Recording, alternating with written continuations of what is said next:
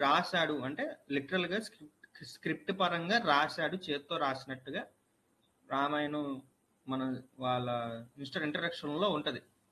అంటే నారదుడు చెప్తే వాల్మీకి రాసినట్టుగా ఉంటది. రాస్తే ఏ లిపితో రాశాడు? ఏ లిపితో రాశాడు? ఆ లిపిని ఇప్పుడు ఎలా ట్రాన్స్లేట్ చేశారు? పోనీ సంస్కృతంలో అప్పుడు వేరే లిపిలో రాశారు అనుకోండి. ఫర్ ఎగ్జాంపుల్ ఇలాంటి బూత్ బ్యాచ్‌లోని ఒకళ్ళు నేను కామెంట్ పెట్టినప్పుడు అప్పుడు ఏ లిపి ఉంటే ఆ లిపిలో రాశారు అని నాకు కామెంట్ పెట్టాడు. సరే అప్పుడు ఆ లిపితో రాశారు అనుకోండి. ఫర్ ఎగ్జాంపుల్ ఇంగ్లీష్ ఇప్పుడు ఏదైతే మనం చూస్తున్నామో ఇంగ్లీష్ ఆ లిపిలో రాశారు అనుకోండి. ఆ లిపి నుంచి తెలుగులోకి గాని వేరే భాషల్లో ట్రాన్స్లేట్ చేయడానికి గాని ఆళ్ళకి ఎలా అర్థమైంది? వాళ్ళు ఎలా ట్రాన్స్లేట్ చేశారు? ఇప్పుడు మనకి కళ్ళ ముందు కనబడేది బ్రాహ్మీ లిపితో సంస్కృతంలో రాసుంది. ఓకే. అది యాక్సెప్ట్ చేసుకున్నా అది మనకి క్రీస్తు శకంలో రాయబడినట్టుగా ఉంటది గదా! బ్రాహ్మీ లిపి యొక్క చరిత్ర చూస్తే.